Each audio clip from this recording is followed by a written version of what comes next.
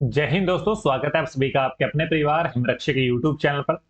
आज हम आपके लिए लेकर आए हैं तीसरा mock test paper of Himachal Pradesh police 2024 वाले एग्जाम के लिए। ठीक है जी। आप सभी को पता है आपका इस बार एग्जाम कंडक्ट करवाएगा हमारा HPPSC शिमला। इससे पहले हमारा PHQ पुलिस डिपार्टमेंट ही हमारा कंडक्ट करवाता था, बट इस बार आपको कंडक्ट करवाएगा आपका एग्जाम HPPSC। तो इसी लेवल के इसी तर्ज के क्वेश्चन हम आपके लिए लेकर आए हैं। आपको आपकी भर्ती तक जब तक आपका एग्जाम नहीं हो जाता, हिमरक्षक पर प्रोवाइड आपको किए जाएंगे लगभग 100+ मॉक टेस्ट पेपर, जो कि आपकी तैयारी को और बेहतर बनाएंगे। अभी तक आपने चैनल को सब्सक्राइब नहीं करा है तो चैनल को सब्सक्राइब जरूर कीजिएगा। आपको ऐसा वैल्यूएबल कंटेंट दिया जाएगा जो कि आपके पूरे YouTube पर नहीं आपको प्रोवाइड कर रहा होगा कोई। ठीक है जी। चलो, आपके सामने आपका पहला क्वेश्चन रहा। मान के चलें इस वीडियो में आपके 25 क्वेश्चंस होंगे। ठीक है, बट आपको जितने फैक्ट क्लियर करवाऊंगा उससे आपके क्वेश्चंस बन जाएंगे 70+। ठीक है, हर एक क्वेश्चंस में एक्स्ट्रा फैक्ट जरूर होंगे जो कि आपके एग्जाम में पूछे जा सकते हैं या फिर HPPSC आपको पूछ सकता है। पहला क्वेश्चन अटेम्प्ट करें। ऋग्वेद में युद्ध डैश के रूप में जाना जाता है, तो किस रूप में जाना जाता है? तो इस प्रश्न का सही उत्तर हो जाएगा option second is the correct answer. 10 राजा। ऋग्वेद में युद्ध 10 राजा के नाम से जाना जाता है, ये आपको याद रखना है। और ऋग्वेद क्या है बारे में आपको और क्या क्या पता होना चाहिए, आपने याद रखना है। ऋग्वेद आपका सबसे पुराना वेद है और सबसे पहला वेद है। एक तो बात ये होगी। इसके अलावा आपने याद रखना है ऋग्वेद में 10 मंडल होते हैं। कितने? 10 मंडल होते हैं। 1028 सूक्त होते हैं। फिर 10,462 मंत्र होते हैं। ये आपको HPPSC पूछ सकता है। ठीक है, ये क्वेश्चन रिपीट होते हैं। इसके अलावा आपने याद रखना है आपका ऋग्वेद जो है वो सनातन सनातन धर्म का प्रमुख ग्रंथ है। सनातन धर्म का प्रमुख ग्रंथ है। और क्या क्या पूछ सकता है, जैसे वेद। वेद कितने होते हैं? वेद जो हैं वो 4 होते हैं। और कौन कौन से होते हैं? पहला तो ये आ गया ऋग्वेद, दूसरा है सामवेद, तीसरा है यजुर्वेद, चौथा है अर्थवेद। ठीक है, सामवेद के आपने याद रखना है ये संबंध रखता है म्यूजिक से, संगीत से संबंध रखता है। ठीक है, समझ गए? चलो, नेक्स्ट प्रश्न आपके सामने रहा। पॉलिटी से, संविधान से लिया गया प्रश्न है। यदि आपको हिंदी में पढ़ना है तो हिंदी में पढ़िए, इंग्लिश में पढ़ना है तो इंग्लिश में पढ़िए। दोनों लैंग्वेज में आपके सामने प्रश्न प्रस्तुत है। भारत के संविधान के किस नियम के तहत खनन के लिए आदिवासी भूमि को निजी दलों को हस्तांतरित करने को नल एंड वॉइड या फिर शून्य और शून्य घोषित किया जा सकता है? बताइए, शाबाश। इसमें आपको एक ट्रिक बताई जाएगी जिससे आपको लर्न हो जाएगा इजीली। तो इस प्रश्न का सबसे पहले उत्तर की बात करते हैं तो option third is the correct answer. ठीक है, 9वीं अनुसूची इससे डील करती है। इतनी सी बात हुई क्लियर। अब मैं आपको की वर्ड्स बताऊंगा, वही आपने याद रखने हैं। सबसे पहले हम बात करते हैं संविधान में शेड्यूल या फिर अनुसूचियां होती कितनी हैं। तो याद रखिएगा संविधान में अनुसूचियां होती हैं 12। आर्टिकल्स कितने होते हैं, अनुच्छेद कितने होते हैं? तो 395 होते हैं। इसके अलावा भाग कितने होते हैं, पार्ट्स कितने होते हैं? तो 22 भाग होते हैं हमारे संविधान में। अब लर्न करने की ट्रिक क्या है? जैसे पहला ऑप्शन क्या है, तीसरा शेड्यूल या फिर तीसरी अनुसूची। यदि आपको यह देखने को मिले ना तो आपने सिर्फ और सिर्फ इतना याद रखना है, ये डील करती है जितने भी हमारे केंद्रीय मंत्री होते हैं, सांसद होते हैं, फिर हमारे सुप्रीम कोर्ट हाई कोर्ट के न्यायाधीश होते हैं, उनको शपथ दिलाना इससे संबंध रखता है। उनको शपथ कैसे दिलानी है, क्या क्या किस प्रकार से होना चाहिए, क्या शपथ है, वो शेड्यूल में लिखा गया है। ठीक है जी। इसके अलावा है हमारा पांचवा शेड्यूल। बी ऑप्शन है हमारा पांचवा शेड्यूल या फिर पांचवी अनुसूची। इसमें क्या है, इसमें आपको याद रखना है एसटी और एसटी के एसटी के प्रशासन और नियंत्रण का इसमें प्रोसीजर दिया गया है, किस प्रकार से इनका प्रशासन होना चाहिए। और आपने मोटा मोटा क्या याद रखना है, मैंने आपको बोला कि आपको कीवर्ड पता होना चाहिए। जैसे हमारे आपको यहां पर मालूम हो गया कि हमारे टोटल हैं 12 शेड्यूल, तो कीवर्ड हमेशा और हमेशा एक ना एक में होता ही होता है। जैसे तीसरा शेड्यूल या फिर तीसरी अनुसूची, इसमें क्या है, इसमें आपने एक कीवर्ड याद रखना है शपथ। इसमें शपथ के बारे में बताया गया है। जैसे इसमें फिफ्थ शेड्यूल में, इसमें आपने याद रखना है जहां भी आपको एससी और एसटी इस प्रकार के शब्द देखने को मिले तो आपने सीधा आंख बंद करके फिफ्थ शेड्यूल लगा कर आना है। नेक्स्ट है नाइन्थ, इसमें आपको भूमि सुधार, जैसे इसमें भी भूमि के बारे में डील हो रही है ना, जब भी आपको भूमि सुधार या फिर भूमि के बारे में पूछा जाए कि भूमि के रिलेटेड कौन से अनुच्छेद में बताया गया है, तो आपने याद रखना है 9वीं अनुसूची में बताया गया है। ठीक है, सॉरी अनुच्छेद बोल दिया मैंने, 9वीं शेड्यूल में बताया गया है। नेक्स्ट है ट्वेल्थ। ट्वेल्थ में है क्या है, एक है हमारा 11th, एक है 12th, दोनों में सेम सेम है। सेम क्या है कि दोनों जो है वो एक ही ईयर में इंट्रोड्यूस किए गए, 1992 में। इसमें है, इसमें आपको याद रखना है पंचायतों के बारे में बताया गया है। कीवर्ड क्या है, पंचायतों के बारे में बताया गया है। 12वें में आपको न्यायपालिकाओं के बारे में बताया गया है। न्यायपालिकाओं के बारे में बताया गया है कि इनकी शक्ति क्या होगी, इनकी शक्तियां क्या होगी, इनके अधिकार क्या होंगे, इनकी जिम्मेदारियां क्या होगी। ये सारी की सारी बातें 11th शेड्यूल या फिर 11वीं अनुसूची 12वीं अनुसूची में बताया गया है। ठीक है, और आपको पेपर में ये आ सकता है कि ये शामिल कब किए गए थे, तो शामिल किए गए थे ये 1992 में। और कौन से अमेंडमेंट, कौन से संविधान संशोधन के तहत, तो आपने याद रखना है 73rd अमेंडमेंट, 73वें संशोधन के तहत ये हमारे संविधान में ऐड किए गए थे। और 74th में हमने ऐड करा था 12वां अनुसूची या फिर 12वां शेड्यूल हमने 74 अमेंडमेंट के तहत ऐड करा था। ऐसी छोटी छोटी बातें आपको पता होना चाहिए एग्जामिनेशन पॉइंट ऑफ व्यू से। ठीक है, पेपर किस प्रकार से आ सकता है, जैसे आपको पूछा जा सकता है कि आपका जो 11th शेड्यूल है वो हमारे संविधान में कौन से संशोधन या फिर कौन से अमेंडमेंट के तहत ऐड किया गया था, तो आपको पता लग गया ना कि 73rd अमेंडमेंट के तहत ऐड किया गया था। सिंपल, ये क्वेश्चन और ये फैक्ट आपको बताए जा रहे हैं वो आपने नोट कर लेने हैं कॉपी पर। यदि आपको नोट नहीं करने हैं, यदि आप अपनी किसी कंपनी में काम कर रहे हो या फिर कहीं बाहर कोई काम कर रहे हो, तो आपको हेडफोन लगाकर सुनना है, सिर्फ और सिर्फ सुनना है। ठीक है, कोई बात नहीं कर सकते नोट तो। यदि आप घर में हो, यदि पूरी फैसिलिटी है, घर में हो, कमरे में हो, तो आपने कॉपी पेन लेकर ये सारा का सारा जो भी आपको बताया जा रहा है वो आपने नोट कर लेना है। ठीक है, नेक्स्ट आपके सामने साइंस का प्रश्न।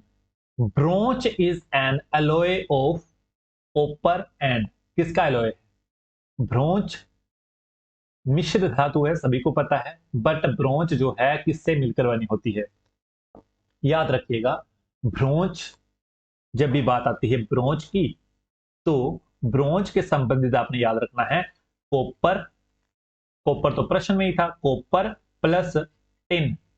ठीक है, कॉपर प्लस टिन। ठीक है, कॉपर होता है हमारा 88% इसमें, और टिन होता है हमारा 12%। ये भी याद रखना है, परसेंटेज भी याद रखनी है, तो ही बनाना हमारा 100% ब्रोंच। ठीक है, 88% होता है हमारा कॉपर और टिन होता है 12% इसमें। समझ गए, चलो। जितने भी हमारे जो बाजे होते हैं, ये आपने बाजा देखा होगा, थोड़ी देखी होगी, थोड़ी हथौड़ा बोलते हैं हम। ठीक है, हम जो एचपी में, हिमाचल की भाषा में थोड़ी बोलते हैं, थोड़ी। ठीक है, ये बाजा वगैरह, वो सारे के सारे ब्रोंज से बनते हैं। ठीक है जी। चलो आपके सामने next question, which one of the flowing institute sorry instruments is used for measuring moisture content of air.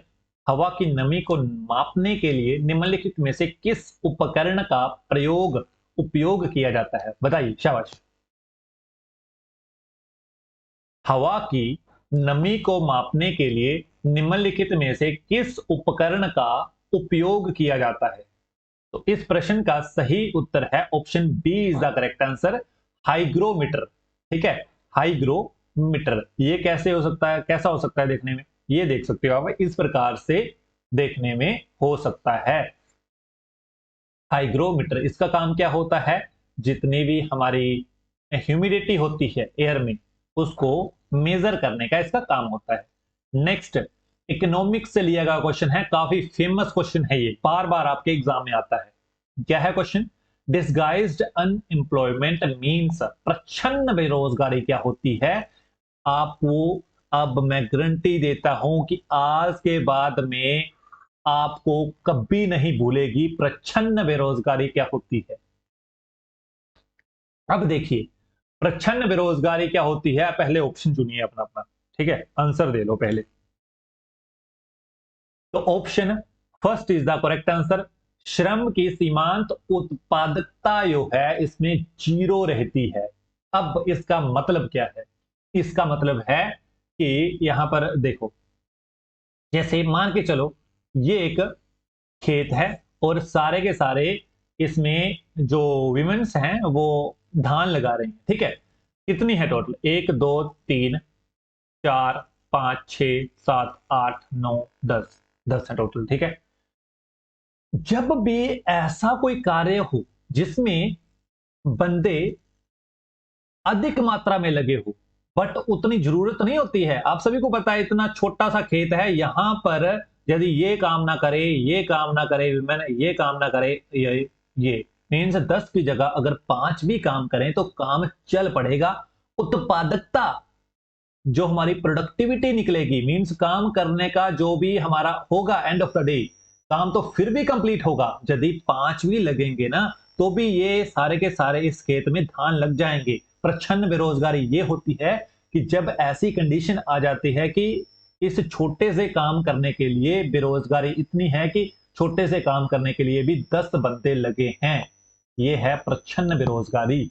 जैसे सभी को पता है, जैसे हल जोतते हैं, यहां पर एक बंदा भी काम कर सकता है।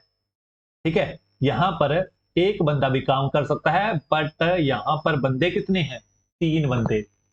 तो कंडीशन चल रही है यहां पर प्रच्छन्न बेरोजगारी, प्रच्छन्न बेरोजगारी, डिस्गाइज्ड अनएम्प्लॉयमेंट।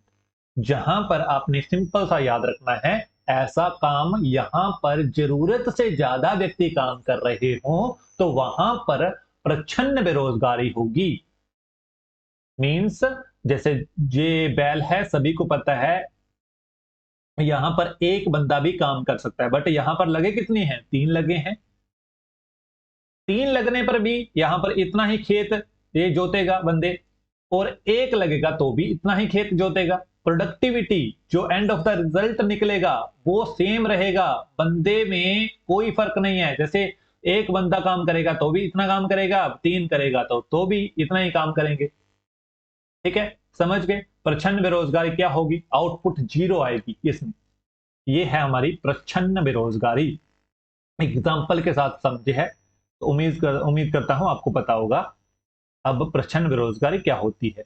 नेक्स्ट क्वेश्चन आपके सामने, निम्नलिखित में से कौन सा युग्म सुमेलित नहीं है, मीन्स आपको बताना है कौन सा इनकोरेक्टली मैच है, सही मैच नहीं हुआ है। सभी को पता होगा मुंडा विद्रोह कब हुआ है, बेल्लोर म्यूटनी, बिल्लौर विद्रोह का कब हुआ है, संथाल विद्रोह और चुहाड़ विद्रोह। बारी बारी हम सभी की बात करेंगे, तब लगा लेना पता। आपने आंसर तो लगा लिया होगा पहले ही। जैसे पहला है मुंडा विद्रोह, मुंडा विद्रोह, इसके संबंध आपने याद रखना है, ये हुआ था, बिल्कुल करेक्टली मैच है, ये हुआ था 1899 में। मुंडा विद्रोह के संबंधित आपने याद रखना है। ये इसका जो नेतृत्व है, बंदे का नाम था बिरसा मुंडा। बिरसा मुंडा, ठीक है। ये यहां पर भगवान की तरह पूजे जाते हैं बिरसा मुंडा, ठीक है। और इस विद्रोह के और किस नाम से जाना जाता है, तो आपने याद रखना है और किस नाम से जाना जाता है, उलगुलान विद्रोह। यदि पेपर में एचपीपीएससी इस प्रकार से भी घुमा सकता है आपको कि उलगुलान विद्रोह कब हुआ था, तो सेम आंसर होगा, वो पूछा मुंडा विद्रोह ही है, ठीक है। उलगुलान विद्रोह कब हुआ था, तो 1899, सेम पूछ रहा है। उलगुलान विद्रोह ही मुंडा विद्रोह है। मुंडा विद्रोह का दूसरा नाम उलगुलान है, ठीक है। नेक्स्ट है बेलोर म्यूटनी। बेलोर म्यूटनी कब हुई थी, सेम है 1806 में हुई थी। कहते हैं ना कि हमारा जो 1857 है वो पहला रिवोल्ट था। नहीं, ये बात बिल्कुल गलत है। इससे पहले भी एक हाई लेवल का विद्रोह हो चुका है, बट ये आपने याद रखना है एक ही दिन चला था। इसकी कहानी क्या थी, सेम कहानी। जब जब विद्रोह हुए हैं अंग्रेजों के खिलाफ, जब भी एकजुटता होती है, मीन्स हमारे हिंदू भाई और मुस्लिम भाई की एकजुटता होती है, तब ही विद्रोह होते हैं। ये एकजुटता जो है वो पहले हो चुकी थी 1806 में।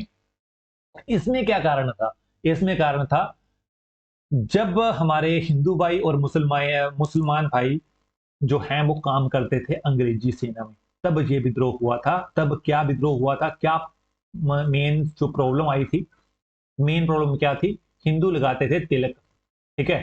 सभी को पता है हिंदुओं में मेन कल्चर होता है तिलक लगाने का, माथे पर तिलक लगाया करते थे।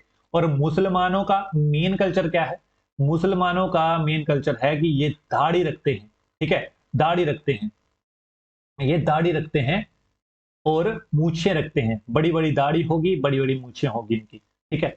ये मेन कल्चर था। बट अंग्रेजों ने क्या करा, अंग्रेजों ने हिंदुओं को बोला कि आप तिलक नहीं लगा सकते। जब भी हमारी सेना में आपने काम करना है तब आपने तिलक नहीं लगाना है। और मूछों मुसलमानों को बोल दिया कि आपने अपनी मूछें और अपनी अपनी दाढ़ी बिल्कुल ट्रिम करके आना है कल से। जैसे ही ये ऑर्डर निकले वैसे ही ये विद्रोह हुआ था, ठीक है। 1806 में बड़ा विद्रोह हुआ था, बट एक ही दिन चल पाया था। ये कहां हुआ था, ये आपने याद रखना है, मद्रास राज्य में हुआ था, जो कि आपका तमिलनाडु में है अभी, ठीक है। तमिलनाडु में, तमिलनाडु में मेन काम आपको पता चला गया। मेन काम था कि हिंदुओं को बोल दिया था कि अब आपको तिलक नहीं लगाना है, और मुसलमानों को बोल दिया कि अब आपको दाढ़ी जो है वो ट्रिम करके आना है, ठीक है। और जो इनका कॉमन था वो ये था कि अपने अपने सिर पर आपने पगड़ी नहीं बांधनी है। पहले ये पगड़ी बांधकर सेना में जाया करते थे, ठीक है, काम करने जाया करते थे अंग्रेजों के लिए। बट अंग्रेजों ने बोल दिया अब आपको पगड़ी पहनकर नहीं आना है, इस प्रकार का आपको टोपी दी जाएगी, आपको वो पहनकर आना है। टोपी में लगा हुआ था चमड़ा, और आग भड़काने का काम किया इस चमड़े ने। समझ गए मेन कारण, समझ गए आप। बेलोर म्यूटनी क्यों हुई थी, 1857 के पहले भी एक कड़ा विद्रोह हो चुका है, ये पता नहीं है, क्योंकि ये एक ही दिन चला था इसलिए ये इतना हाईलाइटेड नहीं हुआ था। कारण आपको पता लग गया कि हिंदुओं को बोल दिया कि आपने तिलक नहीं लगाना है, मुसलमानों को बोल दिया आपने दाढ़ी ट्रिम करके आना है, और दोनों को बोल दिया कि अपनी अपनी पगड़ी उतारो और आपने कल से चमड़े वाली टोपी पहनकर आना है। चमड़े में लगी थी चर्बी वगैरह, तो इस प्रकार से सभी को पता है, जो भी इसको टोपी में बनाने का काम हुआ था, चमड़ा लगा हुआ था, थोड़ी चर्बी लगी हुई थी, तो और भड़काने का काम कर दिया, कारण पता लग गया। नेक्स्ट है हमारे पास तीसरा, संथाल विद्रोह। संथाल विद्रोह, संथाल विद्रोह बिल्कुल सही लिखा है, 1855 में हुआ था। इसके संबंध में आपने याद रखना है, इसका नेतृत्व किया था टोटल 4 मुर्मू ब्रदर्स ने, मुर्मू ब्रदर्स ने, ठीक है। कास्ट वही है जो हमारे अब राष्ट्रपति की है, द्रौपदी मुर्मू जी की है, वही कास्ट है, ठीक है। वही कास्ट है, सेम कास्ट है, ठीक है। कास्ट सेम है, मुर्मू, ठीक है। अब 4 भाई थे, 4 भाई थे, नाम आपको याद रखना है, नाम याद रखना है। सिद्धू, पहला भाई था सिद्धू, दूसरा था कान्हो, चौथा था चांद, और सॉरी, पहला था सिद्धू, दूसरा था कान्हो, तीसरा था चांद, चौथा था भैरव। भैरव, ठीक है, भैरव। और इनकी दो जुड़वा बहनें थी, उनका दो जुड़वा बहनें थी, उनका नाम था, एक का नाम था फूलो, फूलो, दूसरे का नाम था जानो। ठीक है, ये सारे के सारे मुर्मू फैमिली से थे, आपने याद रखना है। अब आपको इजली लर्न हो जाएगा ना कि हमारी जो राष्ट्रपति है उनका जो याद, सॉरी, जो उनकी जात है, जो उनकी कास्ट है, वही सेम कास्ट इनकी थी, याद हो जाएगा, मुर्मू कास्ट। ठीक है, मुर्मू ब्रदर्स थे ये। ठीक है, समझ गए। नेक्स्ट है चुहाड़ विद्रोह, चुहाड़ विद्रोह। ठीक है, चुहाड़ विद्रोह हुआ था, ये कहां हुआ था? वेस्ट बंगाल और झारखंड वाले एरिया में हुआ था। और कब हुआ था ये याद रखो, कब हुआ था? ये हुआ था 1766 में, 1766 में हुआ था। ये बिल्कुल गलत है, तो option fourth is the correct answer. Chuhar विद्रोह वेस्ट बंगाल और झारखंड वाले एरिया में हुआ था। तो कब हुआ था? 1766 में हुआ था। यहां पर लिखा है 1870, बिल्कुल गलत है, यहां पर आना था 1766।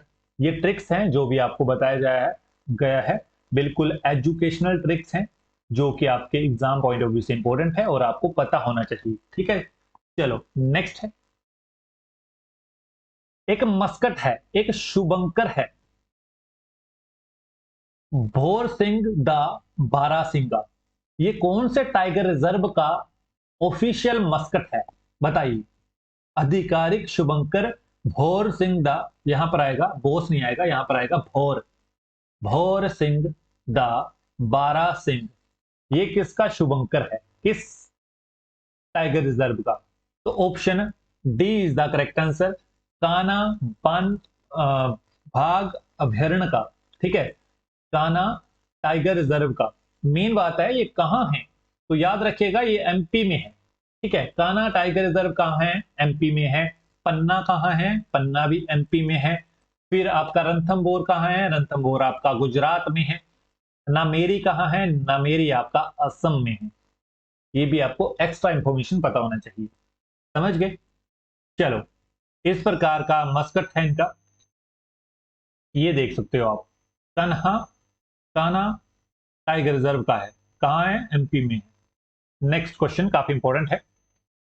राज्यसभा लोकसभा द्वारा अपने विचार के लिए भेजे गए वित्त को, वित्त जो बिल होता है, को अधिकतम डैश अवधि के लिए विलंबित कर सकती है। मींस आप सभी को पता है, जैसे फॉर एग्जांपल हमारा जो फाइनेंशियल बिल है, ये पास हुआ लोकसभा से, लोकसभा के बाद ये आता है राज्यसभा पर। ठीक है, राज्यसभा इसको कितने दिन के लिए अपनी विचार करने के लिए रख सकती है? तो आपने याद रखना है 14 दिन के लिए रख सकती है।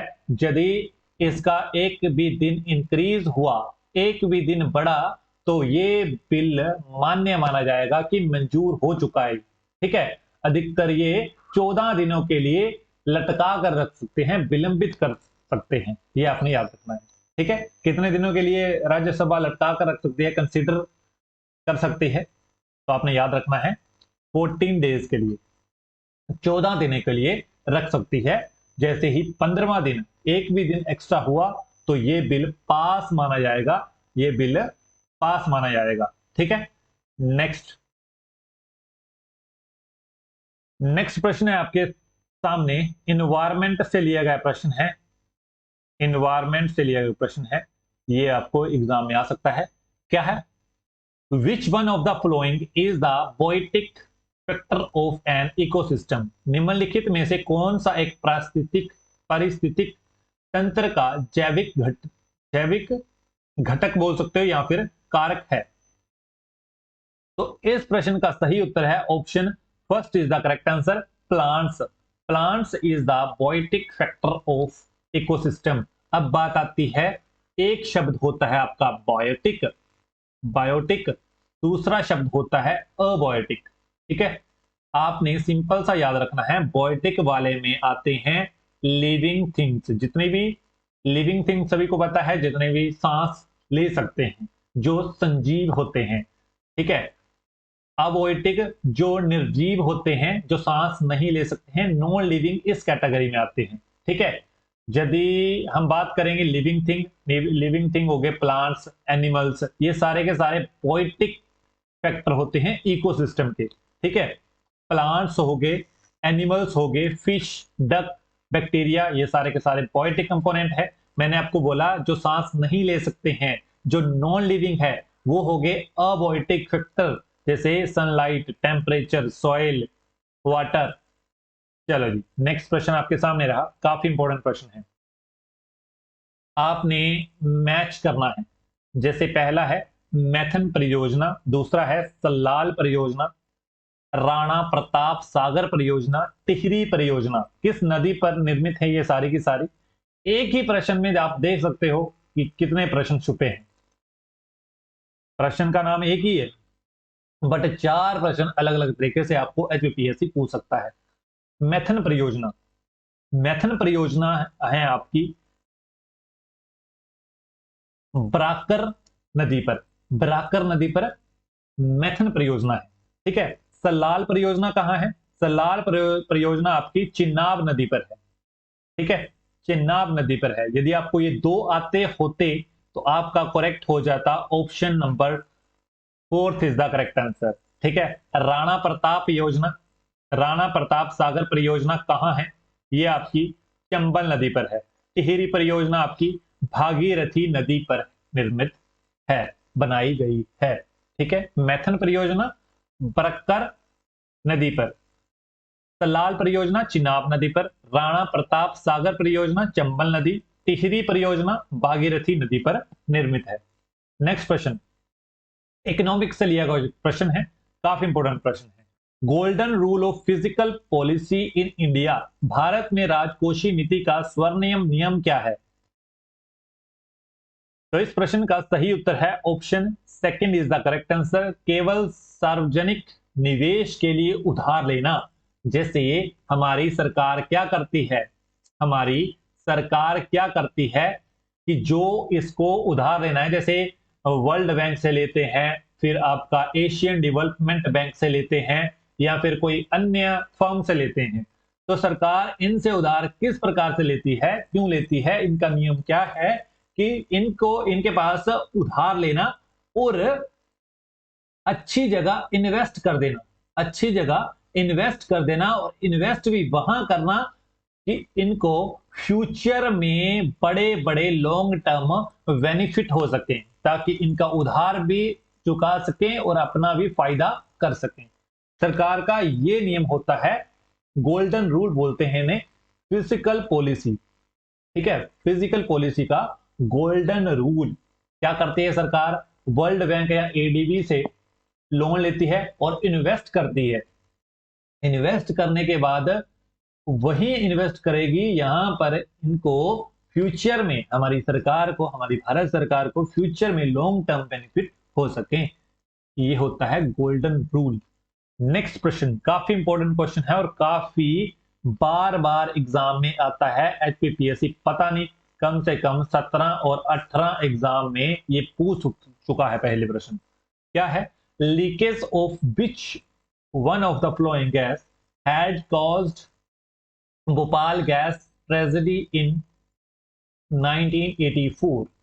अब आपको यह भी पता चल चुका है कि जो आपकी भोपाल गैस त्रासदी हुई थी वो किस वर्ष हुई थी? 1984 में हुई थी। यह भी प्रश्न आता है। इसमें आपको बताना है कौन सी जो गैस है वो लीक हुई थी। तो option A is the correct answer, methyl isocyanate leak हुई थी। ठीक है, इसमें आपने याद रखना है 10,000 से भी ज्यादा बंदे पहले 3 दिन में मारे गए थे। 10,000 से भी ज्यादा बंदे पहले 3 दिन में मारे गए थे। ठीक है, और टोटल डेथ हुई थी 25,000 1984 में। 1984 में 25,000 डेथ हुई थी एक साल में। ठीक है, सॉरी 10 साल में टोटल आपके 25,000 लोग मारे गए थे 1984 से 1994 तक। ठीक है, 25,000 लोग मारे गए थे। जो पहली 10,000 डेथ है वो पहले 3 दिन में हुई थी। गैस का नाम था मिथाइल आइसोसेनाइट। मिथाइल आइसोसेनाइट, ये आपने याद रखना है। नेक्स्ट प्रश्न, which of the following animals belongs to phylum platyhelminthes. आपने सिंपल सा बताना है निम्नलिखित में से कौन सा जानवर फाइलम प्लेटीहेल्मिन्थेसिस का है। बायोलॉजी का क्वेश्चन है, बायोलॉजी का क्वेश्चन है। Option first is the correct answer, tap boom. यदि टैप बूम की जगह फ्लैट बूम भी आ जाता तो वो भी करेक्ट होता। आपने कंफ्यूज नहीं होना है, मैंने क्या बोला, फ्लैट वोम। ठीक है, ये कैसे हो सकता है ये देख सकते हैं आप इस प्रकार से। फ्लैट बूम ये होता है और आपका टैप बूम ये होता है। ठीक है, जो कि आपके फाइलम प्लेटीहेल्मिन्थेसिस में बिलोंग करते हैं। ठीक है, ये आपने याद रखना है। नेक्स्ट, अगर कोई बच्चा, अगर कोई व्यक्ति ऐसा दूषित जल पी ले, पानी पी ले जिसमें पारा और नाइट्रेट थी, तो कौन सी बीमारी होगी उनको। तो याद रखेगा option C is the correct answer, Minamata रोग। जब भी कोई सिंगल पारा से दूषित जल को पीता है तो उसे होती है मिनीमाटा रोग। यदि वो नाइट्राइट से दूषित जल पीता है तो उसे होता है ब्लू बेबी सिंड्रोम। किस प्रकार के चेहरे हो जाते हैं इस बीमारी के बाद, ये देख सकते हो आप। यहां पर नीले नीले निशान दिख रहे हैं आपको, बच्चे के शरीर में नीले नीले निशान, यही है ब्लू बेबी सिंड्रोम। ठीक है, इस प्रकार के चेहरे हो जाते हैं बाद में, बिल्कुल नीले नीले, यहां पर देख सकते हो। ठीक है, यहां पर इस बंदे को है मिनीमाटा डिसीज, जो कि मरकरी द्वारा दूषित, मरकरी द्वारा कंटेमिनेट वाटर पीने से होती है। ये आपने याद रखनी है। ठीक है, नाइट्रेट यदि उससे दूषित वाला पानी हो तो ब्लू बेबी सिंड्रोम नाम की बीमारी हो जाती है। नेक्स्ट प्रश्न, which prize did the novel Milkman by Anna Burns received. Anna Burns के उपन्यास मिल्कमैन को किस पुरस्कार से सम्मानित किया गया है। काफी अच्छा प्रश्न है। तो option third is the correct answer, इन्हें मिला था मैन बुकर प्राइज। कब मिला था, 2018 में मिला था अन्ना बर्न्स को मिल्कमैन के लिए मैन बुकर प्राइज 2018। ये देख सकते हो आप, ये हैं अन्ना बर्न्स जिनको मिल्कमैन के लिए, इनकी ये पुस्तक है, इनका ये उपन्यास है, नोवेल है, इनके लिए इनको प्राइज मिला था मैन बुकर प्राइज। चलो नेक्स्ट क्वेश्चन आपके सामने रहा, रीजनिंग सॉरी साइंस का प्रश्न है आपके सामने, साइंस का प्रश्न है। विच one of the flowing polymers is made of protein. ऐसा कौन सा पॉलीमर है जो प्रोटीन से बना होता है। तो इस प्रश्न का सही उत्तर है option C is the correct answer, wool. ऊन जो है वो एक ऐसा पॉलीमर है जो कि प्रोटीन से बना होता है। समझ गए। नेक्स्ट प्रश्न आपके सामने रहा, केमिस्ट्री से लिया गया प्रश्न है, काफी आसान प्रश्न है। यदि आपको इनका रिलेशन पता हो तो आप इजिली कर पाओगे इस प्रश्न को। If the vapour density of gas is 32, what is the molecular weight. यदि आपको रिलेशन पता है ना, यदि आपको फॉर्मूला पता है तो आप इजिली कर पाओगे इस प्रश्न को। तो फॉर्मूला याद रखो सबसे पहले, मॉलिक्यूलर फॉर्मूला, मॉलिक्यूलर वेट का फार्मूला क्या होता है। मॉलिक्यूलर वेट का फार्मूला होता है, molecular weight is equal to 2 into vapour pressure, vapour density. ठीक है, ये इसका फार्मूला होता है। Molecular weight is equal to 2 into vapour density. Vapour density कितनी है, 32, यहां पर 32 वैल्यू पुट करो, कितना आया 2 इंटू 32, कितना हुआ 64। Option first is the correct answer. यदि इसकी यूनिट पूछ ली जाए कि हमारे मोलिकुलर वेट की यूनिट क्या होती है, तो ग्राम मोल इसकी यूनिट होती है, ये भी आपने याद रखना है, ग्राम मोल इसकी यूनिट होती है। नेक्स्ट प्रश्न है, in which of the following taxonomy hierarchy which order of ranking is correct. Taxonomy hierarchy में कौन सा ऑर्डर फॉलो होता है, यह आपने बताना है। टेक्सोनॉमी हायरार्की बताओ, पहले कौन आएगा, फिर क्या आएगा, फिर क्या आएगा। तो ये बायोलॉजी का क्वेश्चन है, ये आपको पता होना चाहिए। सबसे पहले आएगा आपका phylum, phylum, then class, order, family, genus और species. Option fourth is the correct answer, ये देख सकते हो आप, ठीक है, ये देख सकते हो। पहला है स्पीसीज, सबसे पहले स्पीसीज, फिर जीन्स, फिर family, order, class, phylum, kingdom और डोमेन। ये देख सकते हो आप इनका टेक्सोनॉमी का हायरार्की किस प्रकार से चलता है। सबसे पहले स्पीसीज, फिर जीन्स, फिर family, order, class, phylum, kingdom, domain. समझ गए। नेक्स्ट प्रश्न आपके सामने रहा, हैदर बॉलीवुड मूवी जो है, हैदर बॉलीवुड मूवी किस उपन्यास, सॉरी, किस अंग्रेजी नाटक से प्रेरित है या फिर उस पर आधारित है। कौन सा अंग्रेजी नाटक पहले लिखा जा चुका था या निकल चुका था, जिसको कॉपी कर कर हैदर मूवी बनाई गई। तो option fourth is the correct answer, Hamlet अंग्रेजी ड्रामा था जिसको कॉपी कर कर हैदर मूवी बनाई गई। ये देख सकते हो आप, हैमलेट जो ड्रामा था, अंग्रेजी ड्रामा, हैमलेट अंग्रेजी ड्रामा जो था, इसको ही कॉपी कर कर शाहिद कपूर, शाहिद कपूर या नहीं, शाहिद कपूर ने हैदर मूवी में रोल किया था, ठीक है। विलियम शेक्सपियर द्वारा हैमलेट ड्रामा लिखा गया था, ये भी आपने याद रखना है। नेक्स्ट प्रश्न आपके सामने रहा, विच one of the flowing artificial sweetener is modified sugar. कौन सा आर्टिफिशियल स्वीटनर जो है वो मॉडिफाइड शुगर है। निम्नलिखित में से कौन सा कृत्रिम मिठास संशोधित चीनी है।